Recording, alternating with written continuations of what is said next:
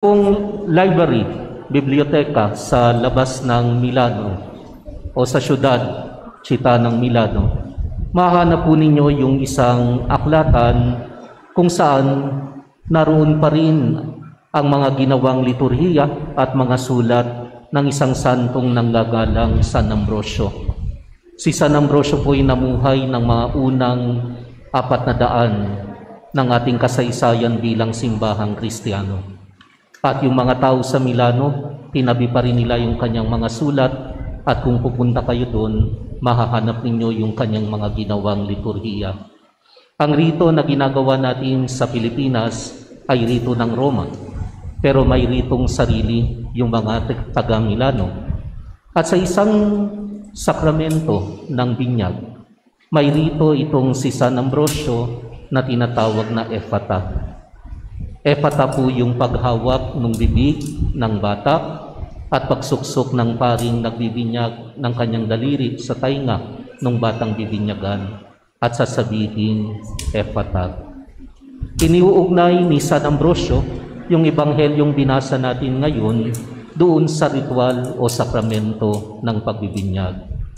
Sapagkat bilang mga binyagan po, tayo po'y may pangunahing tungkulin na mabuksan ang tainga, lalo pa yung tainga ng ating puso, para pakinggan ang ebanghelyo ng Panginoon.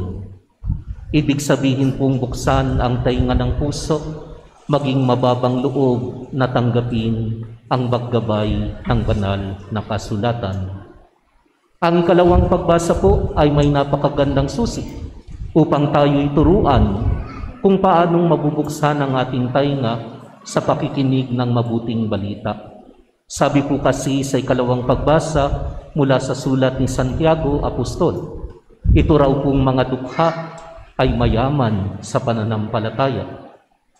Ito pong mga mahihirap na tao, ayaw po nating gawin na romantiko ang pagiging maralita, sapagkat nakakamatay ang gutom, at kung ikay ay walang pambili ng medisina at may sakit kang mahirap, malamang sa hindi, ikamatay mo ang iyong karamdaman.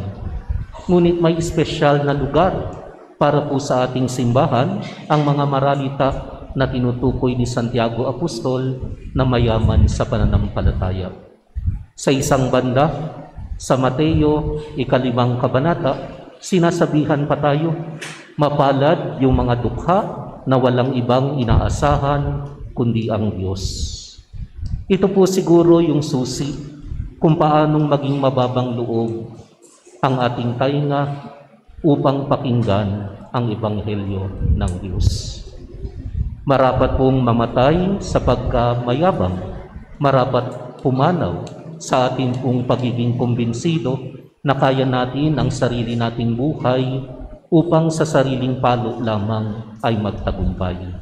Sa katotohanan po, yung mga tunay na Kristiyano, ang buhay ng tunay na binyagan, mayroong pagpapasa Diyos ng kanilang gampanin at ang kanilang mga pananagutan.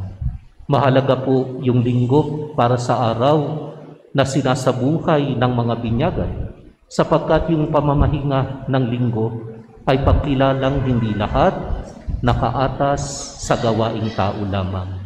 Mayroong pagsuko sa paggabay ng Diyos, mayroong kabukasan sa ating pakikipagkooperasyon sa biyaya ng Diyos, mayroong disiplina ng pakikinig, pagkatuto, at pagnanais magpagabay sa ebanghelyo ni Jesus. Ito po yung sinasabi nating Ephata, mabuksan ang ating tainga upang matupad yung ating pong pagtanggap sa pagbibigay direksyon at kahulugan ng ating Panginoon. Bagamat tayo po ay tumatanggap ng ebanghelyo, lalong-lalo na sa loob ng misa, may isa pang bahagi yung ating pong naratnan sa ebanghelyo. Kasama po ng pagbubukas ng tainga ay yung paghipo ng dila upang tayo'y makapagbigay saksi rin sa ating narinig. Ang tunay na nagpapasakop sa biyaya ng Diyos ay nakikipagtulungan sa biyayang iyon para maisakatawan at maipasa sa kapwa ang ating pong tinanggap. Ang mga nakikinig ng salita ng Diyos, sabi pa ni Santiago Apostol, sinasagawa ang kanilang napakinggan, sapagkat kung hindi gagawin ang utos ng Diyos, ang pananampalataya ay patay. Kaya nga po, yung pong pagbubukas ng ating dila, yung pong kakayahang mangaral, hindi lamang sa maraming sinasabi, kundi sa pagsasakatawan at pagiging mabuting halimbawa ay kasama sa ating tungkulin bilang binyagan o hinirang na mga Katoliko o Kristiyano na tagasunod ni Jesus. Sa huli po, habang tayo ay nagdiriwang sa inyong kapistahan, ang mabuting halimbawa ng taong nakinig, nagpasakop at nagbigay saksi sa salita ng Diyos ay walang iba kundi ang mahal na Birheng Maria. Tuwing tayo'y nagdadasal ng orasyon, inaalala natin ang pagbabalita ng Anghel Gabriel at ang tugon ni Maria sa pagbabalita na iyon.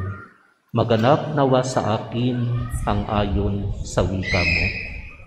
Pinakinggan ni Maria ang wika ng Diyos, buong buhay nagpasakop at nagpagabay sa salitang nagkatawang tao, sapagkat maging si Maria, tulad po natin, tinanggap mula kay Jesus ang kaligtasan at nabuhay sa pagsasakatawan ng pagiging tagasunod ng kanyang anak. Kaya nga po, habang tayo'y nagdiriwang ng ating kapistahan, atin pong dasalin sa tulong ng mahal na Birheng Maria na tayo'y makapamuhay ng tapat sa ating naririnig, magpasakop sa habag at pagmamahal na iyon na ating matututunan sa Ebanghelyo upang maipasa rin sa kapwa ang ating pong tinatanggap.